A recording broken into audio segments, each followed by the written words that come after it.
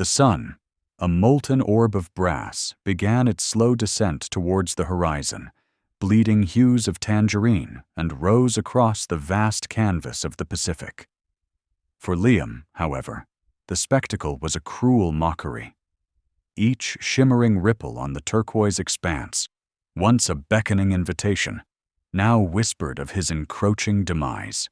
His lungs burned, a fiery agony that clawed at his throat, demanding release he could no longer grant. The salt water, once a familiar caress, had become a suffocating shroud, each gulp a desperate, futile struggle. He'd been an idiot, a magnificent, arrogant idiot.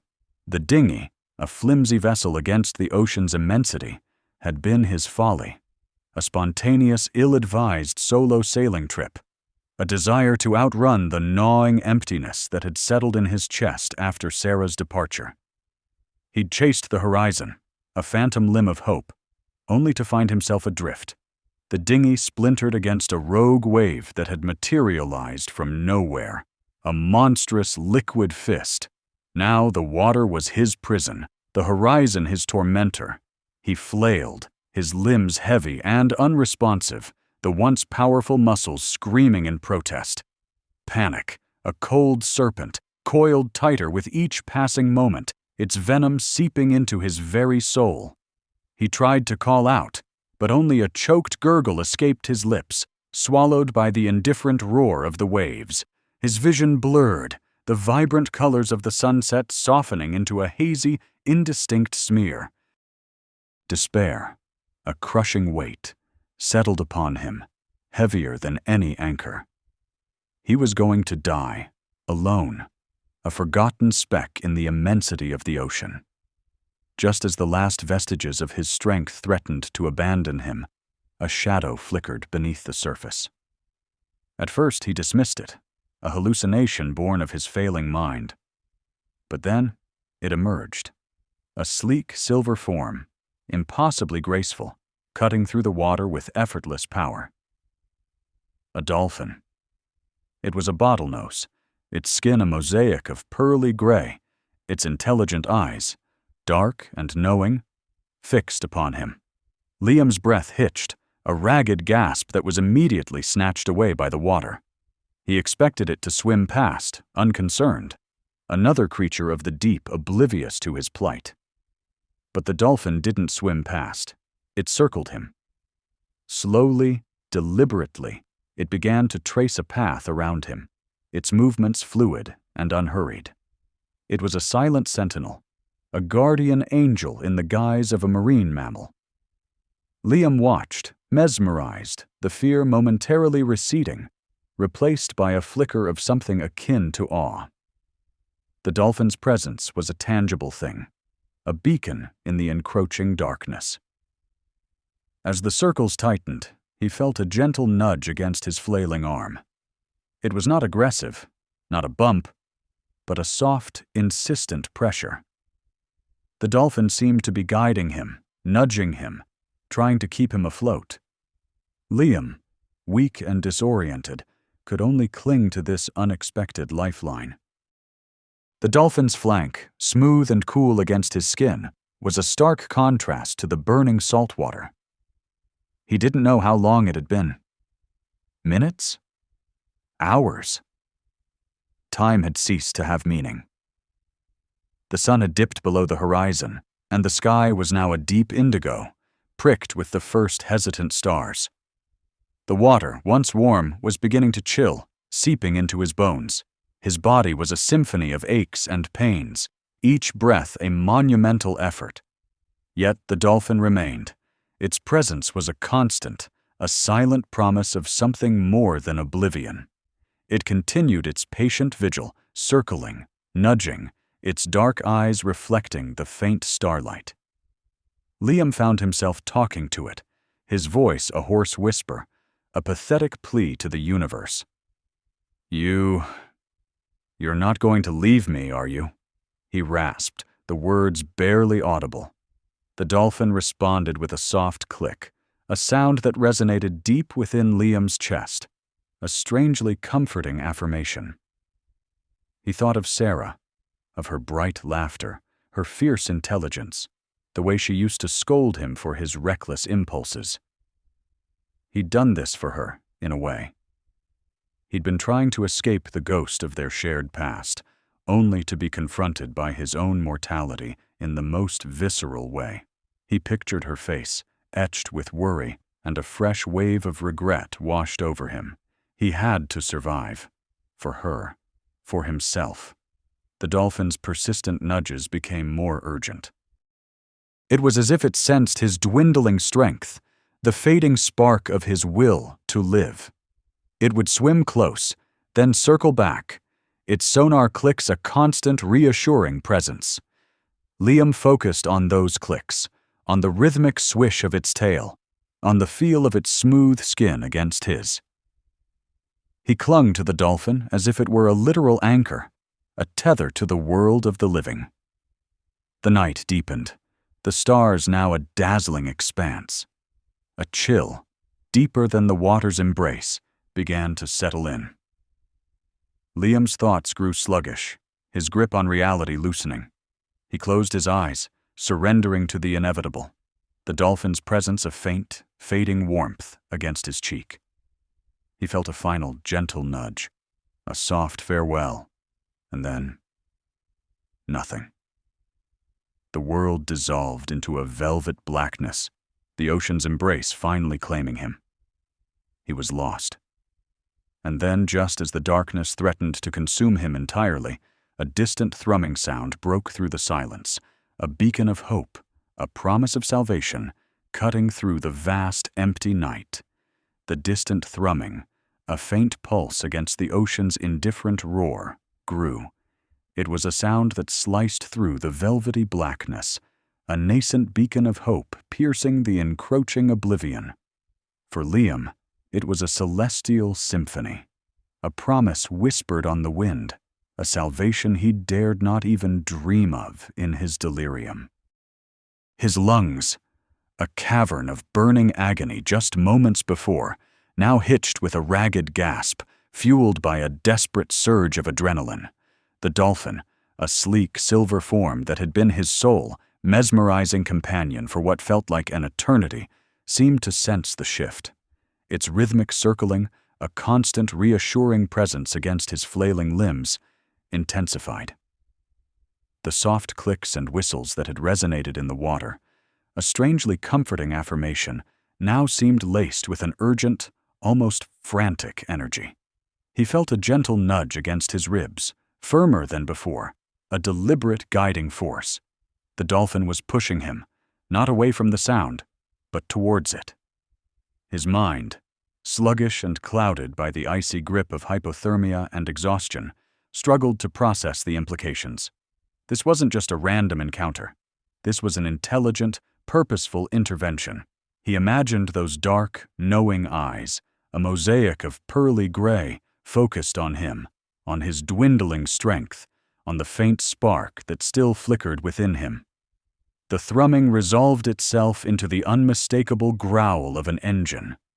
A vessel. A real vessel, not the flimsy shattered remnants of his own folly. He strained his eyes, searching the inky expanse, but the night was a suffocating shroud, swallowing all but the most insistent of lights. Then, a pinpoint of white, a piercing beam cut through the darkness, sweeping across the water. It was hesitant at first, a tentative caress, then grew bolder, more direct, its arc widening, searching. The dolphin nudged him again, a soft, insistent pressure that propelled him forward, a tiny, sputtering engine of will ignited by the external force. He tried to lift an arm, to wave, but his limbs were heavy and unresponsive, like phantom appendages he could no longer control. Yet, the dolphin's persistent nudges, the rhythmic swish of its powerful tail, kept him afloat, kept him moving, a desperate primal dance against the encroaching darkness. He felt the smooth, cool flank brush against his side, a stark contrast to the burning salt water that had ceased to have meaning. It was a tangible thing, a grounding presence in a world that had dissolved into a haze of pain and confusion. He focused on that sensation, on the impossibly graceful, effortless power of the creature. Its bottlenose a sleek, silver arrow slicing through the water. It was his literal anchor, tethering him to the world of the living. The beam of light swept closer, then closer still. He could hear the engine now, a powerful, steady beat that drowned out the ocean's lament. He croaked, a hoarse whisper that was barely audible even to himself, a pathetic plea lost in the vastness. But the light found him. It flared, a sudden, blinding interrogation, pinning him in its stark white gaze. He saw shapes then, indistinct smears against the glare, the silhouette of a boat. Figures moved on its deck, silhouetted against the interior lights.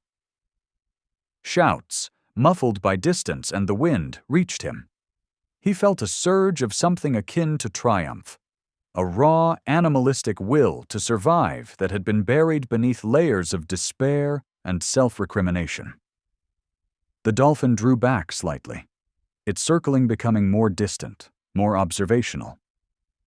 It was as if its task was nearing completion, its silent vigil drawing to a close. Liam watched it, mesmerized, a flicker of something akin to awe returning, even in his weakened state. This creature, this magnificent, arrogant creature of the deep, had been his salvation. It had not abandoned him to the indifferent roar of the waves, to the crushing weight of his own mistakes. A rope snaked out from the boat, a lifeline against the churning water. Strong hands grabbed him, hauling him from the ocean's cold embrace. He coughed, sputtering salt water, the burning in his lungs momentarily forgotten in the onslaught of new sensations. Rough fabric, firm grips, the jarring motion of being lifted. He was a forgotten speck, a splintered piece of flotsam being rescued from the immensity. As he was pulled onto the deck, the harsh glare of the boat's lights temporarily blinded him, but he managed to turn his head, his gaze searching the dark water. The Dolphin was there, a dark, fluid shape against the receding waves, its movement still impossibly graceful. It seemed to pause for a moment, its sleek form catching the faint starlight that had begun to prick the deep indigo sky. Then, with a final, almost imperceptible dip of its dorsal fin, it turned and melted back into the ocean's embrace, a silent sentinel disappearing into the vast liquid night. He was surrounded by faces, blurred and indistinct, but their voices were clear, urgent. Questions, reassurances. He felt a rough blanket being wrapped around him, the warmth a shocking, almost painful contrast to the bone-deep chill that had settled into his very marrow. He rasped out a thank you, the words a dry, painful sound in his throat. He didn't know who they were, these saviors who had appeared like phantoms in the night, but he knew he owed them. More than that, he owed the creature that had guided him, nudged him, kept him from succumbing to the gnawing emptiness. As they worked to revive him, the symphony of aches and pains that had become his constant companion began to assert itself with renewed vigor. His body screamed in protest, a testament to the ordeal it had endured. But beneath the physical torment, a profound sense of gratitude bloomed, fragile yet persistent. He had been an idiot, a fool driven by a desperate, ill-advised impulse. He had courted oblivion, and the ocean had nearly claimed him. But in his darkest hour, when even the vestiges of hope had been extinguished, a beacon had appeared. He thought of Sarah, her face etched with worry in his memory. The regret, a fresh wave of it, washed over him, sharper now, more visceral. He had survived. He had been given a second chance, an unexpected lifeline, and he intended to make it count. The Dolphin's persistent nudges, its silent promise of something more than oblivion, echoed in his mind. It had sensed his dwindling strength, his fading spark, and had refused to let him surrender. The boat cut through the water, its engine a steady thrumming that was no longer a distant beacon of hope, but the sound of his own rescue, the sound of his return. He closed his eyes. The image of the dolphin, its intelligent eyes and effortless power, etched behind his eyelids. It was a creature of the deep, a testament to the mysteries that lay beneath the surface, a reminder that even in the face of our own arrogance and folly, the universe could offer unexpected grace. He had stared into the abyss, and a magnificent marine mammal had whispered a promise of survival. He would carry that whisper, that soft click, that gentle nudge, with him always. The ocean had tried to claim him, to dissolve him into its vast velvet blackness, but a bottlenose dolphin had refused to let him go. He was alive, battered and broken, but alive. And that, he realized, was a miracle beyond measure. The distant thrumming sound, a nascent pulse against the ocean's indifferent roar, grew steadily. It was a beacon, not of light, but of sound, a promise of salvation slicing through the vast, empty night. Liam, his senses dulled by the gnawing emptiness of hypothermia and the suffocating shroud of despair, fought to process it. Was it real? Or a phantom echo conjured by his failing mind, another cruel trick of the encroaching darkness? He strained his ears, his ragged breath catching in his throat.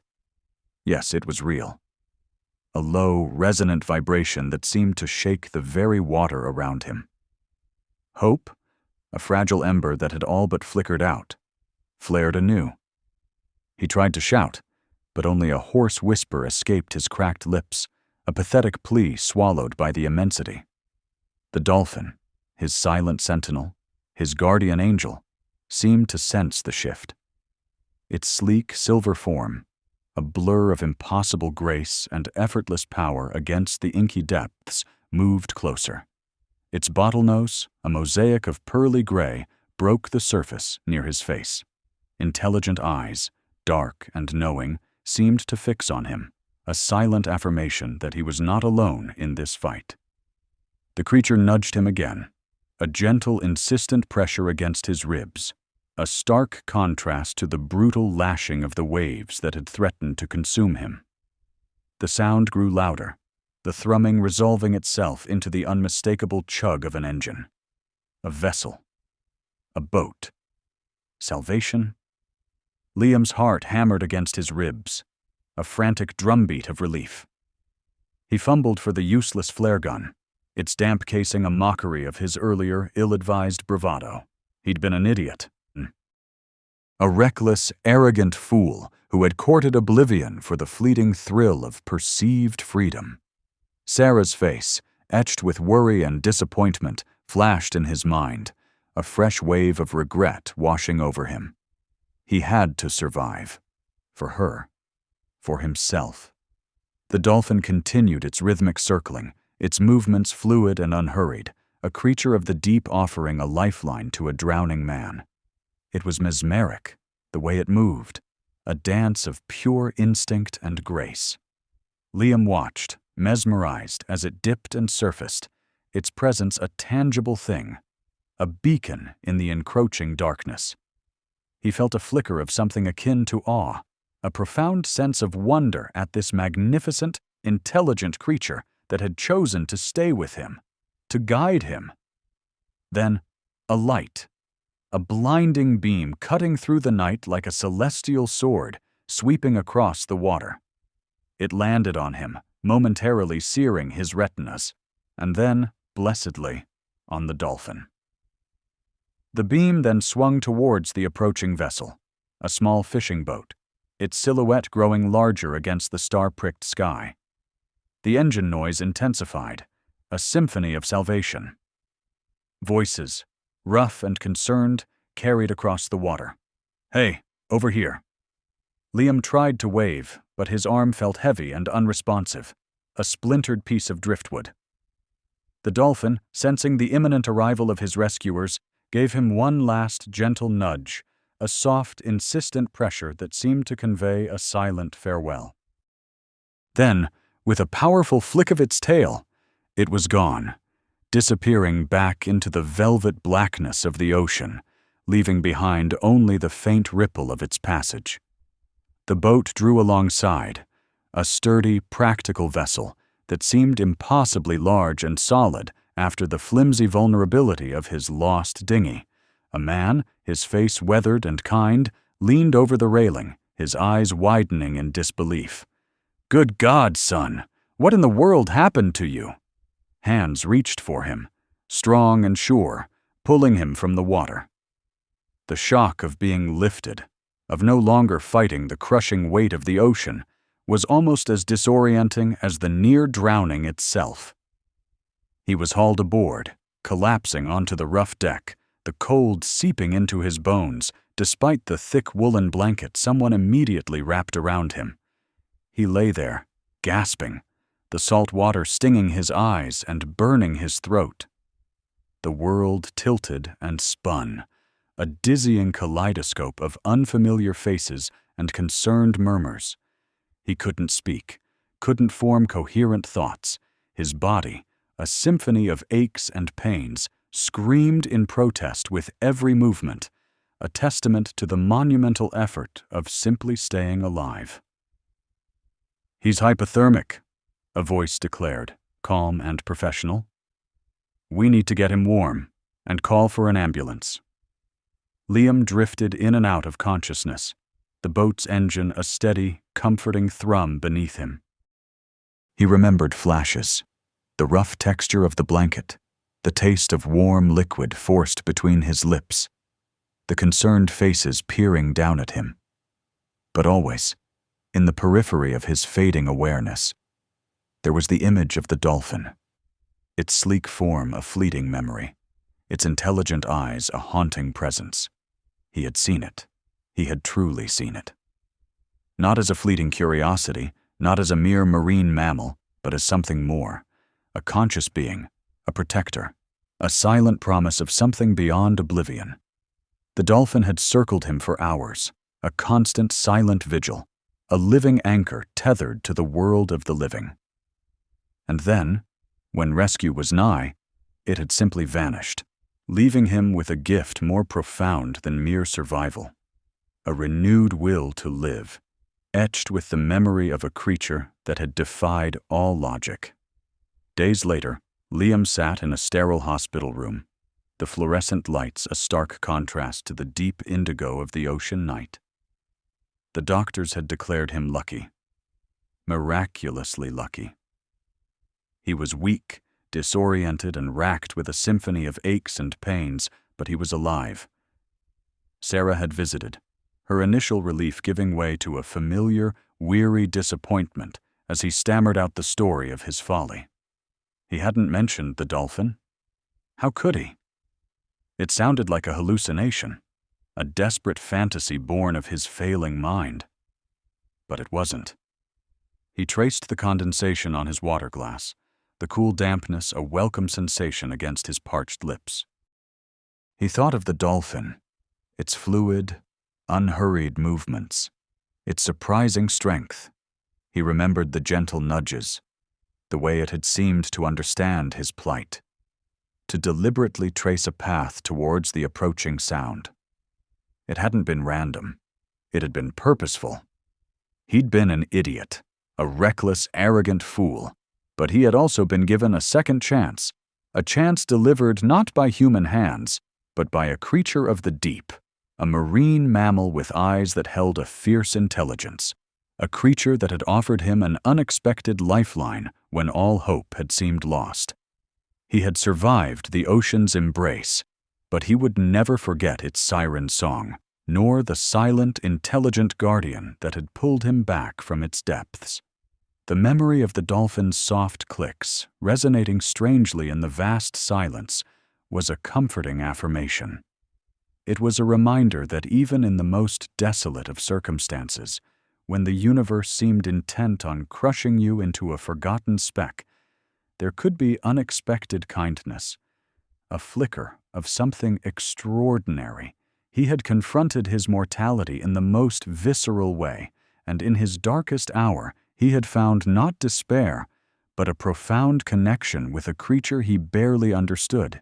He knew, with a certainty that settled deep in his bones, that he would never sail alone again.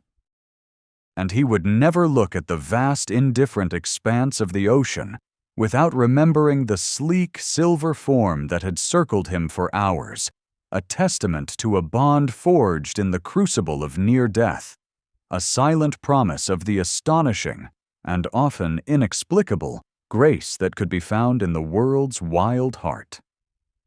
He rasped a thank you to the empty room, a soft whisper intended for the ocean, for the dolphin, for the universe that had, against all odds, decided to let him live. The salty sting of the ocean, once a visceral assault on Liam's senses, had long since faded into a phantom sensation, a ghost of discomfort against skin now raw and burning from the relentless sun and the gnawing cold of the deep. He was a sodden, shivering husk, plucked from the indifferent, crushing embrace of the Pacific by the weathered hands of fishermen. Their faces, creased with the hard lines of a life spent battling the elements, held a mixture of genuine concern and the practiced efficiency of men who understood the raw power of the sea. They'd wrapped him in scratchy wool blankets, their rough hands surprisingly gentle as they worked to coax a flicker of warmth back into his chilling limbs.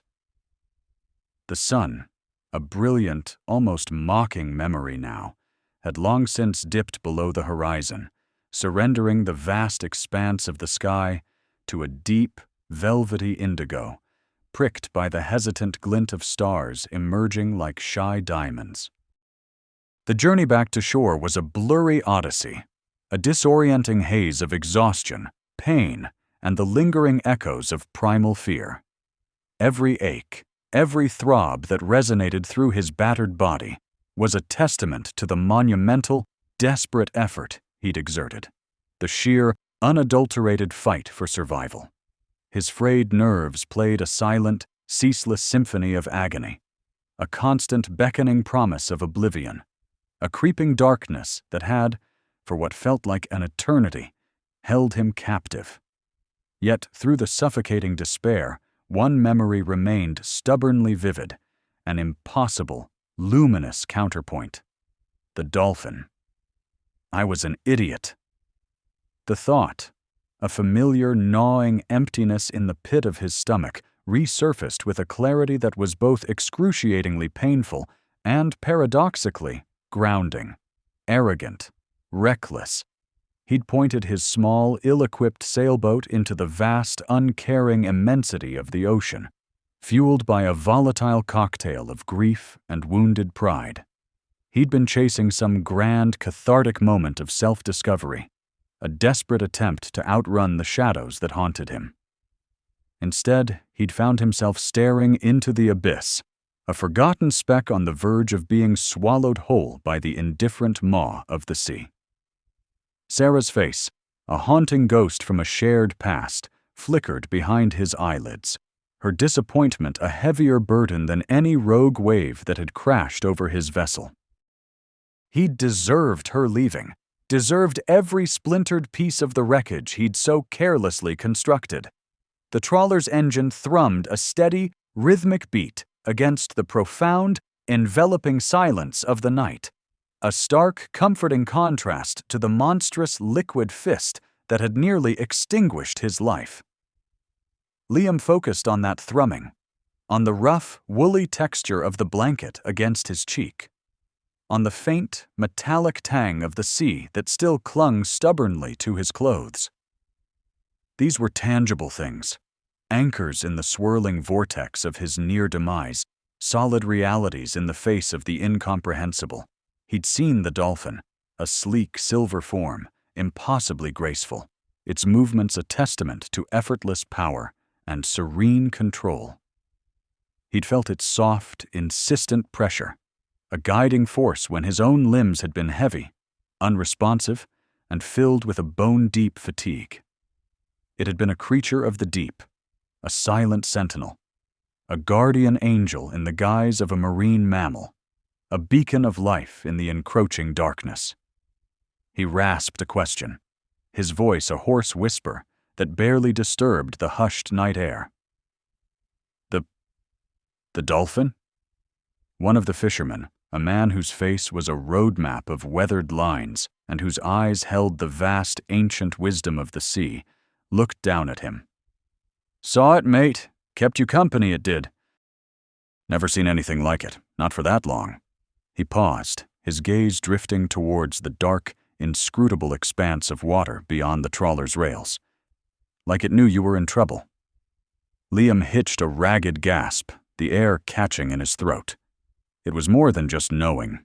It had been a deliberate, conscious act.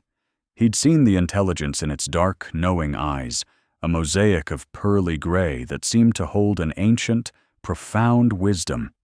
It had circled him for hours, its presence a tangible beacon of hope, a solid entity in the encroaching darkness that threatened to consume him. He'd been mesmerized, watching its fluid, unhurried movements. The rhythmic swish of its powerful tail propelling it through the water with an almost effortless grace. It had been a stark, beautiful contrast to his own frantic, flailing attempts to stay afloat, his silent, desperate screams against the suffocating shroud of salt water.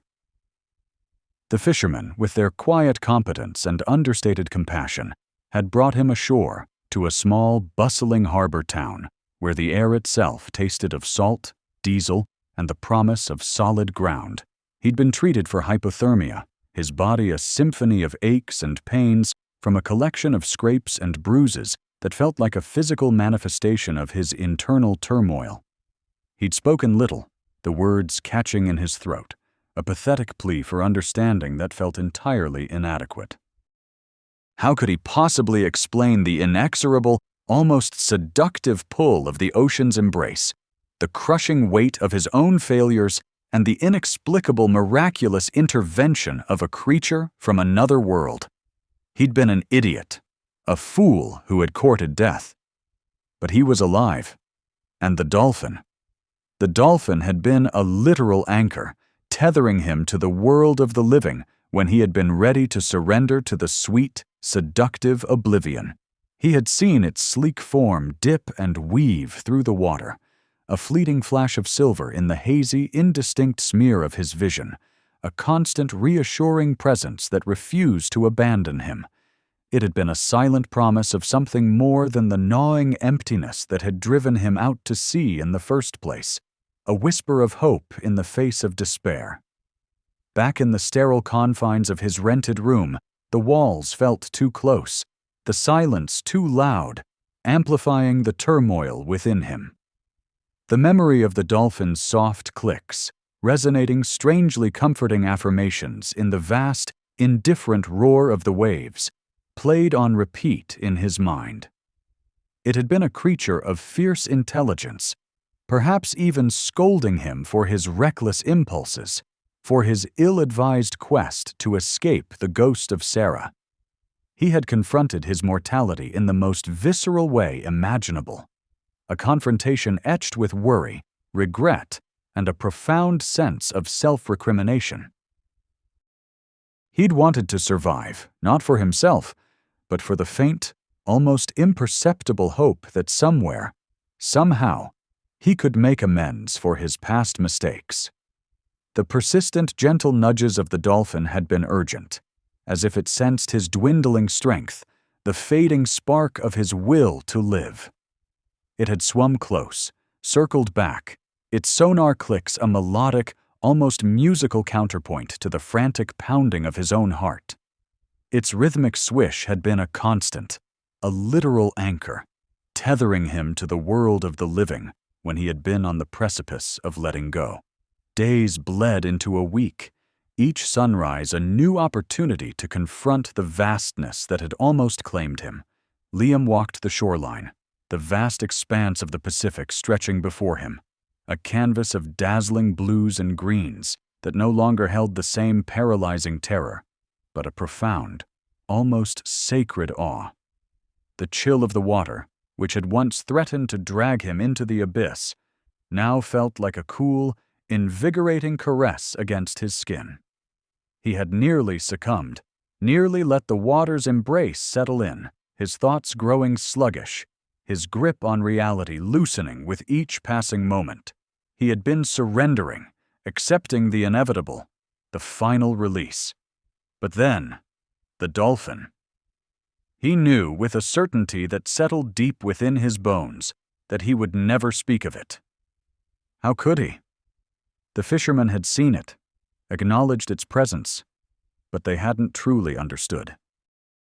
They hadn't felt the impossible grace, the intelligent ancient eyes, the gentle nudge that had been a final, soft farewell before the distant thrumming sound of their boat had finally broken through the suffocating silence.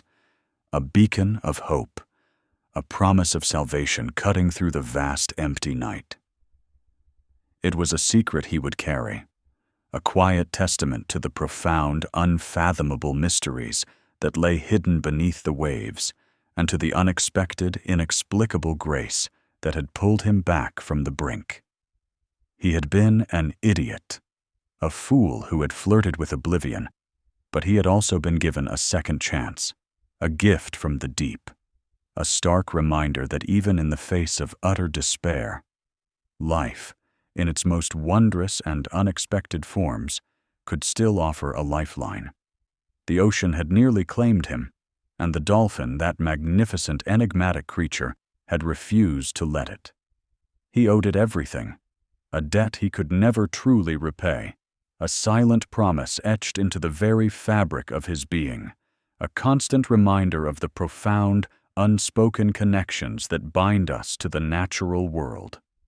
The world righted itself, not with a gentle spin, but a violent lurch that threatened to send him back into the churning abyss. Rough hands, smelling of brine and diesel, hauled him aboard the fishing trawler. He was a sodden, shivering husk, his body a symphony of aches and pains, each breath a monumental effort. The harsh glare of the floodlights seared his eyes, accustomed only to the dim twilight of his near-death experience. Voices, gruff and concerned, washed over him, a cacophony of questions he couldn't comprehend. He was alive. The thought, stark and overwhelming, pulsed through his battered veins. He remembered the dolphin, a fleeting image, a ghost of a sleek silver form, impossibly graceful, its effortless power a stark contrast to his own pathetic flailing. It had been there, a constant, silent promise of something more than oblivion. He'd felt its smooth, cool flank against his own burning skin, a touch that had, in those final moments of lucidity, ceased to have meaning beyond the sheer, undeniable reality of its presence. He tried to speak, to articulate the miracle, to give voice to the creature that had been his silent sentinel, his guardian angel in the guise of a marine mammal. But only a hoarse whisper escaped his lips, a pathetic plea lost in the indifferent roar of the engines. Back on solid ground, the world felt alien and overwhelming. The hospital room, sterile and white, was a stark contrast to the vast, unpredictable canvas of the Pacific. Doctors and nurses bustled around him, their faces a blur of concerned efficiency. They spoke of hypothermia, dehydration, exhaustion. They spoke of luck, of a miracle. They never mentioned the bottlenose. He tried to tell them, of course. He rasped out fragments, disjointed sentences about a dark and knowing intelligence, about intelligent eyes that had seemed to hold a universe of understanding. He spoke of the gentle nudges, the persistent pressure that had kept his head above water, the rhythmic swish of a powerful tail that had felt like a tether to the world of the living. They listened with practiced patience, their smiles kind but their eyes conveying a polite skepticism. They attributed it to delirium, to a mind struggling to process trauma. A hallucination born of his failing mind, they'd concluded. A comforting phantom limb of hope. Liam accepted their diagnosis, though a part of him bristled at the dismissal. He knew what he had experienced. He had seen the mosaic of pearly gray, the impossibly graceful arc of its body as it moved with effortless power. He had felt the soft, insistent pressure of its rostrum against his side, guiding him, nudging him, keeping him afloat when his own strength had dwindled to nothing. It wasn't a figment of his imagination. It was a creature of the deep, an indifferent, yet profoundly compassionate force of nature. The weeks that followed were a slow, arduous climb back to himself. His body healed, the cuts and bruises fading, the gnawing emptiness in his stomach replaced by the bland sustenance of hospital food. But the emotional scars ran deeper. Sarah's memory, once a painful ache, had been amplified by his brush with mortality. He'd been an idiot, a fool chasing a ghost, only to find himself facing his own ending. The regret was a heavy cloak, suffocating him in the quiet hours of the night. He'd almost let his grief consume him, had almost surrendered to the vast, indifferent expanse of the ocean. He didn't tell Sarah about the dolphin. He didn't tell anyone, really. The words felt hollow, inadequate to capture the profound, almost spiritual encounter. How could he explain the feeling of being watched over, of being guided by a being so utterly alien, yet so deeply connected to his plight? They would see only the foolishness of his actions, the recklessness that had landed him in such peril. They wouldn't understand the quiet dignity of the dolphin's vigil, the silent promise it had seemed to offer.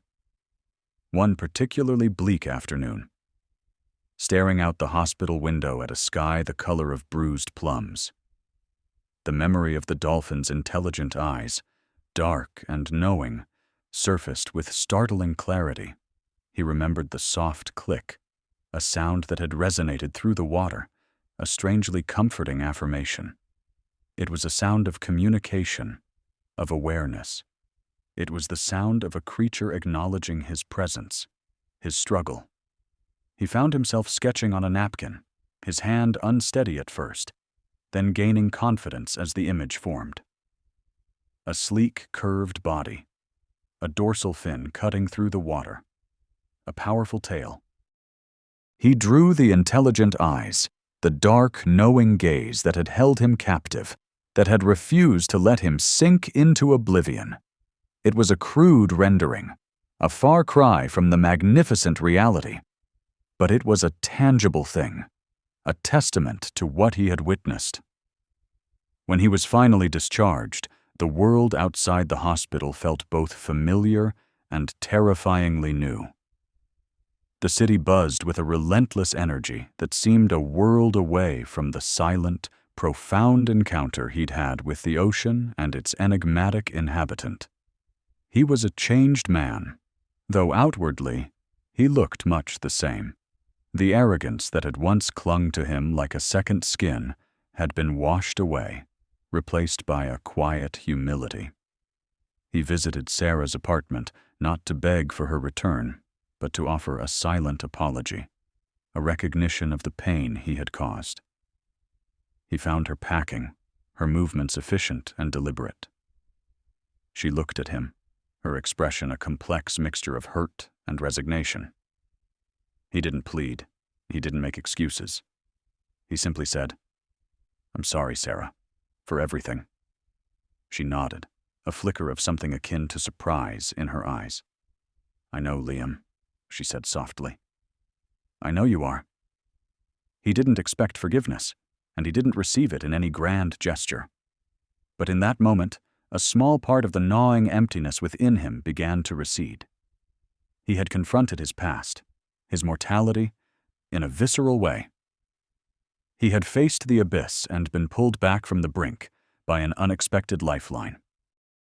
He found himself drawn back to the coast, to the edge of the vast Pacific.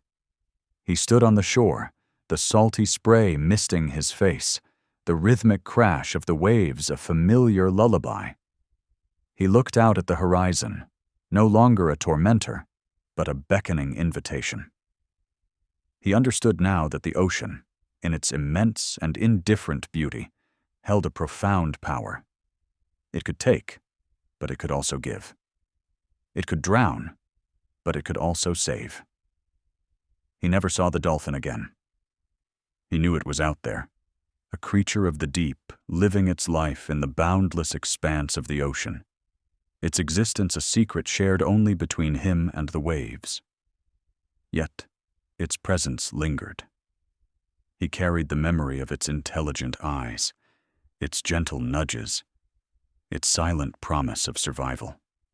It was a reminder that even in the darkest of moments, when all hope seemed lost, a flicker of grace could appear, a beacon in the encroaching darkness. He began to live differently, with a quiet gratitude for each breath, each sunrise. He no longer sought to outrun his grief, but to understand it, to integrate it into the tapestry of his life.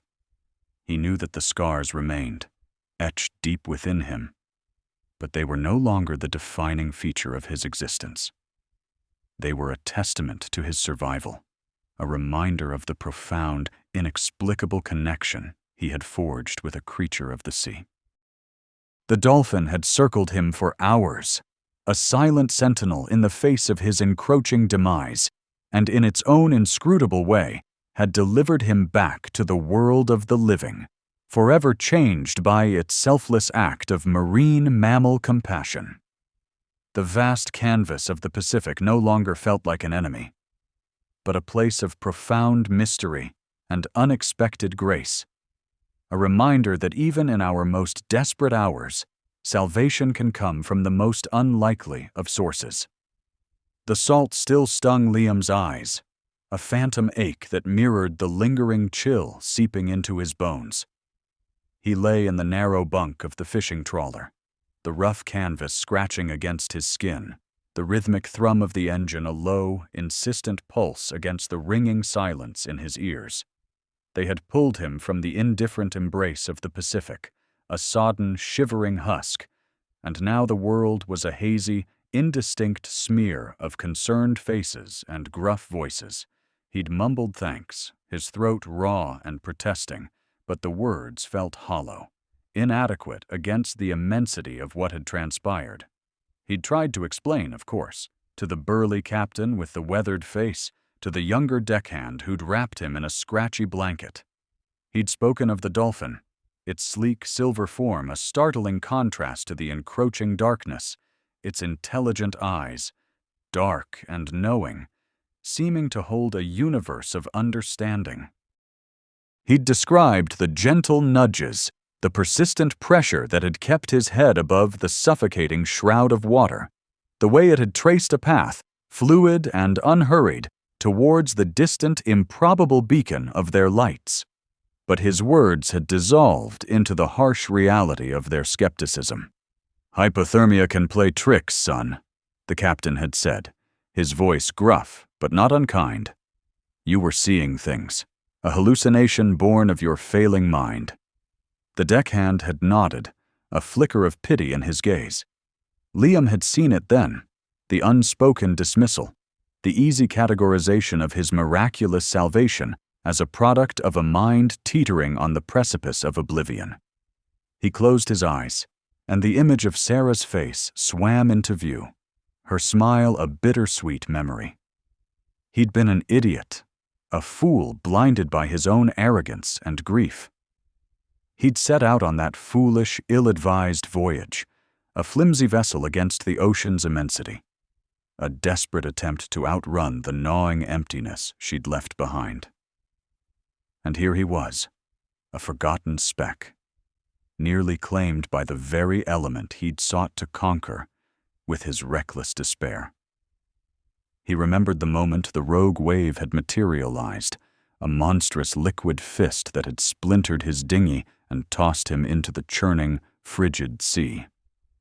The initial shock had been a jolt of pure terror, followed swiftly by the burning agony in his lungs as the salt water had clawed at his throat.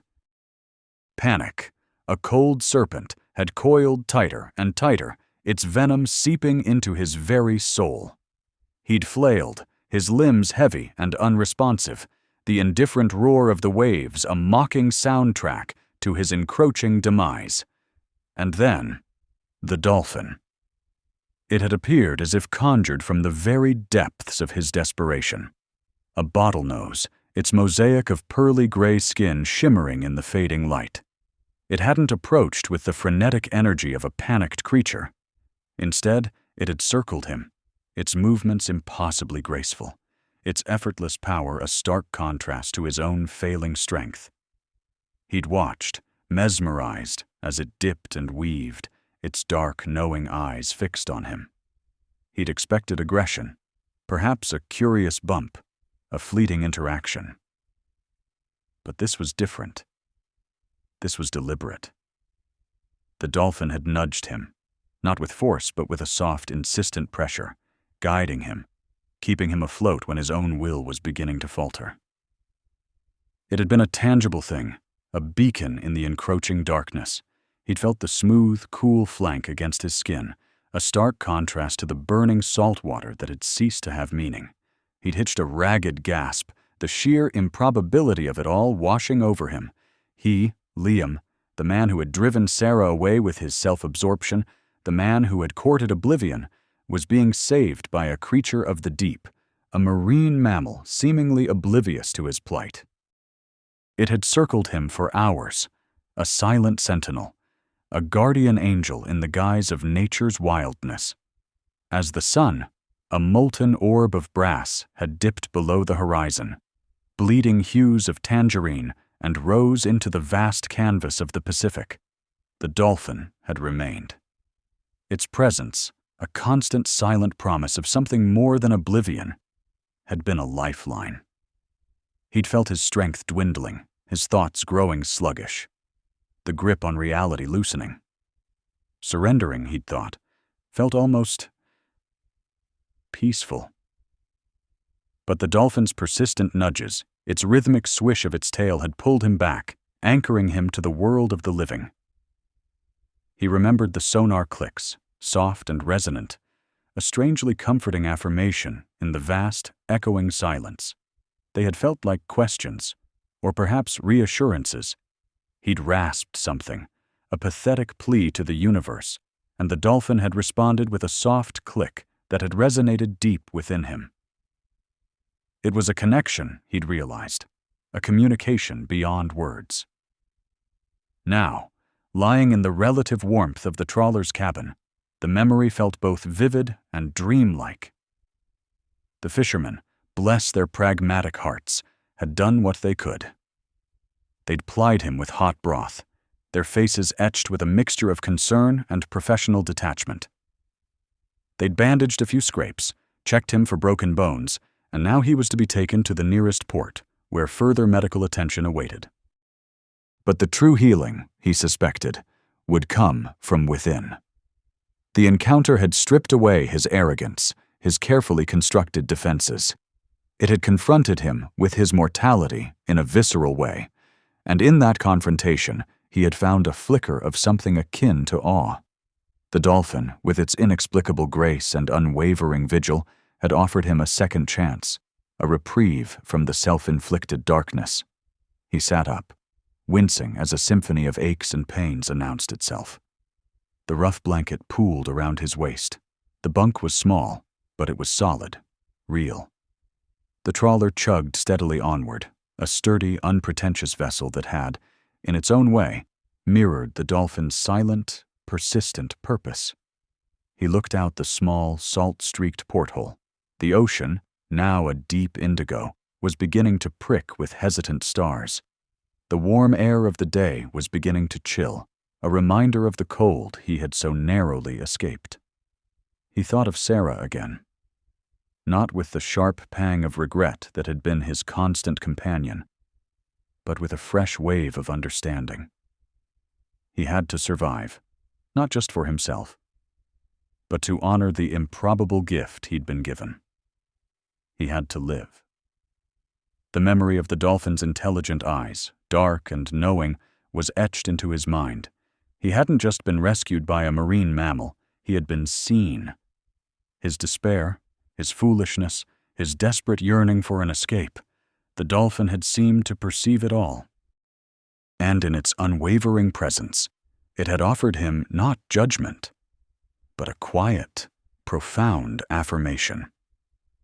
He swung his legs over the side of the bunk, his bare feet meeting the cool, worn wood of the floor. He felt weak, disoriented, but a new resolve was beginning to take root within him. He wouldn't let the fisherman's skepticism diminish the reality of his experience. It was his truth, a private miracle forged in the crucible of near death. He walked to the cabin door and pushed it open, stepping out onto the deck. The night air was cool and clean, carrying the briny scent of the sea. The stars were brighter now, a dazzling expanse that stretched to the very edge of the world. The moon, a sliver of pearl, cast a faint glow on the heaving swells. He stood at the railing, the vastness of the ocean surrounding him. It was still a place of immense power, of unforgiving beauty, but it no longer felt like his tormentor. It felt like the place where he had been given a second chance. He closed his eyes, and for a moment he could almost feel the gentle nudge against his flank, the soft, insistent pressure that had kept him afloat. He thought of Sarah's laughter, a sound he hadn't heard in months. He thought of the future, a hazy, uncertain prospect, but one that now held the possibility of something more than oblivion. He owed it all to the dolphin, that magnificent, arrogant creature of the deep, that silent sentinel who had refused to let him surrender. He didn't know why it had helped him. He didn't know if it had sensed his dying will to live, or if it had simply been acting on some primal instinct. But it didn't matter. The why was less important than the what. The dolphin had circled him, nudged him, guided him, and in doing so, had pulled him back from the brink. He would carry the memory of that vigil, that patient, unwavering presence, with him always. It was a secret he would guard, a testament to the profound mysteries of the ocean and the unexpected ways salvation could manifest. He was alive. And for the first time in a long time, Liam felt a genuine, unadulterated sense of hope. The sea had almost claimed him, but it had also, through the improbable grace of a dolphin, given him back to himself.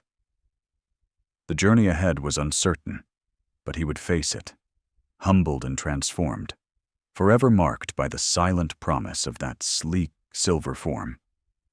The world, once a searing expanse of turquoise and blinding sun, had dissolved into a deep indigo, pricked by hesitant stars. The water, which had been a searing enemy, now offered a chilling embrace, seeping into his bones with a relentless, icy persistence. Liam shivered, a symphony of aches and pains erupting with every feeble movement. His body, a symphony of exhaustion and exposure, screamed in protest, yet his mind, surprisingly, felt clearer than it had in weeks, perhaps months.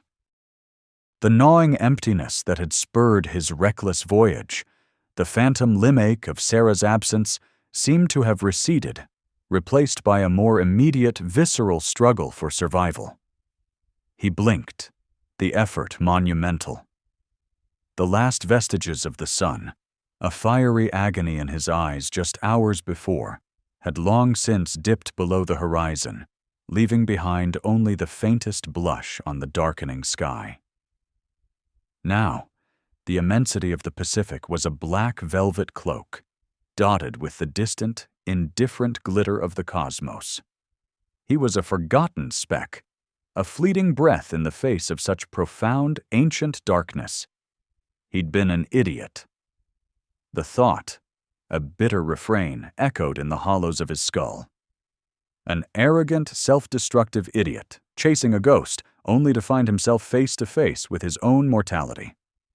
Then, a flicker.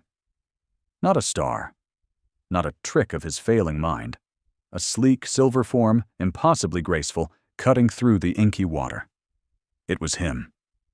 The bottlenose. He'd almost convinced himself it was a hallucination, a desperate projection of his dying consciousness. But there it was, a tangible thing, a beacon in the encroaching darkness. The dolphin circled him, its movements fluid and unhurried, a stark contrast to Liam's own ragged, desperate breaths. Its obsidian eyes, dark and knowing, seemed to hold an ancient wisdom, a silent acknowledgement of his plight. He'd felt its flank, smooth and cool against his burning, salt water-stung skin, a stark contrast to the fiery agony that had consumed him. It had been a gentle nudge, not an aggressive bump, a soft, insistent pressure that seemed to say, "Hold on, I'm here." It had kept him afloat when his own limbs had grown heavy and unresponsive, when the crushing weight of the water threatened to drag him under, to claim him as just another forgotten speck. The fishermen had materialized like phantoms themselves, their boat a distant thrumming sound that had broken through the suffocating silence. They'd pulled him from the water, their faces a blur of concern and gruff efficiency. They'd wrapped him in rough blankets, their voices a jumble of questions he could barely comprehend. He'd tried to tell them, to explain the dolphin, its persistent nudges, its unwavering vigil. But his words had come out as a hoarse whisper, a pathetic plea lost in the indifferent roar of the waves. They'd nodded, their eyes reflecting a practiced sympathy, a gentle dismissal of delirium. "You're lucky, son," one of them had said, his voice raspy with age and sea salt.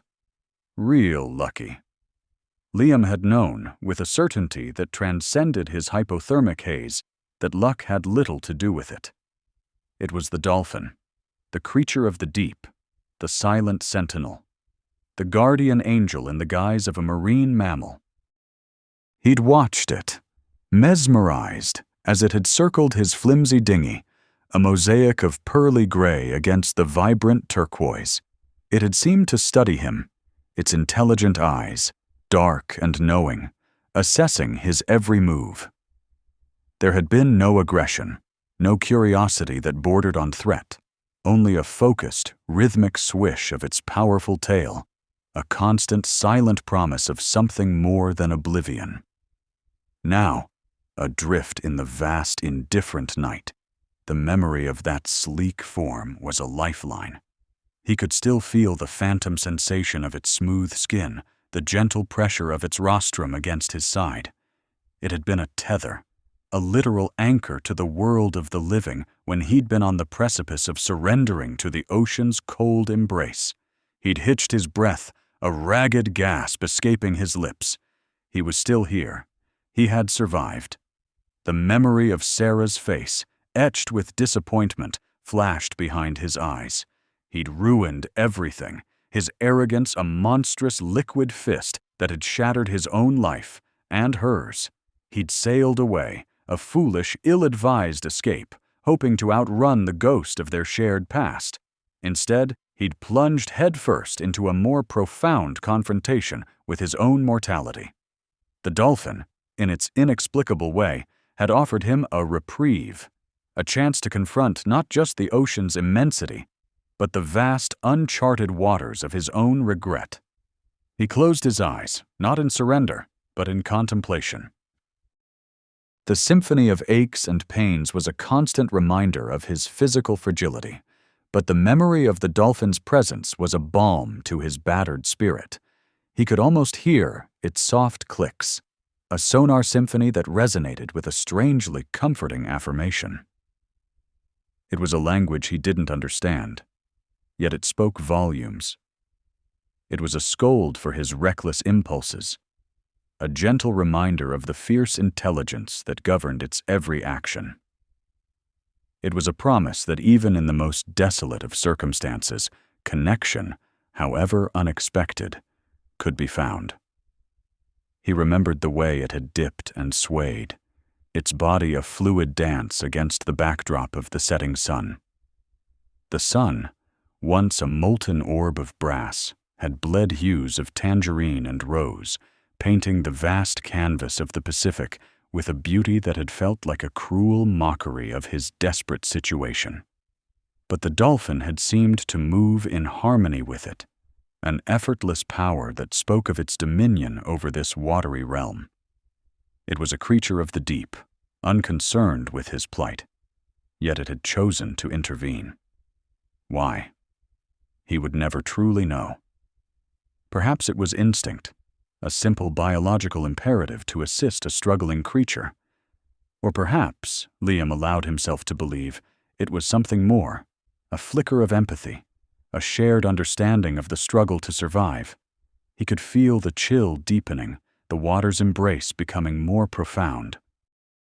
His thoughts grew sluggish, the grip on reality loosening like a fraying rope. He was surrendering, not to the ocean, but to the exhaustion that had finally claimed him. The dolphin's persistent nudges, which had once been so urgent, so vital, now seemed distant, a fading echo. He could no longer feel its flank, its guiding pressure. The dark and knowing eyes, the sleek silver form were dissolving into the velvet blackness. A faint warmth, a lingering echo of the sun's departed glory, seemed to cling to him. He felt a final, gentle nudge, softer than a whisper, a soft farewell from the creature that had been his unexpected lifeline. Then nothing. He dissolved, not into the ocean's embrace, but into a profound, dreamless sleep. He was lost, but no longer threatened to consume him.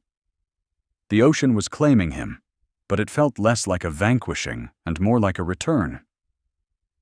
He woke to a distant thrumming sound, a beacon of hope cutting through the vast, empty night. It was the fishing boat, its lights a dazzling expanse against the indigo. He was still alive. He was still tethered to the world of the living. The memory of the dolphin, a fleeting hallucination or a miraculous intervention, was etched into his very being.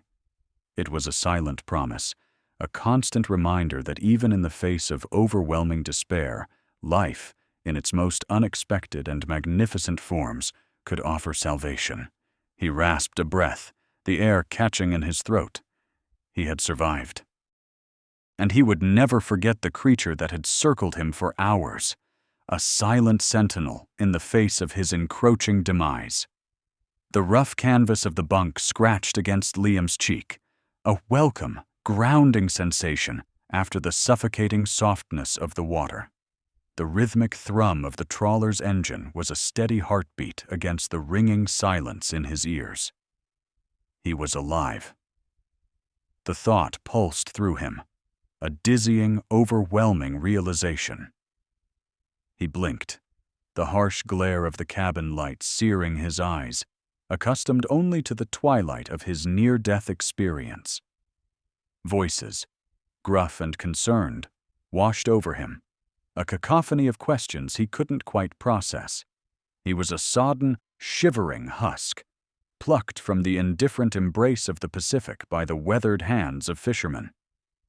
He remembered the dolphin, a sleek, silver form, impossibly graceful, its effortless power a stark contrast to his own pathetic flailing. It had been there, a constant, silent promise of something more than oblivion.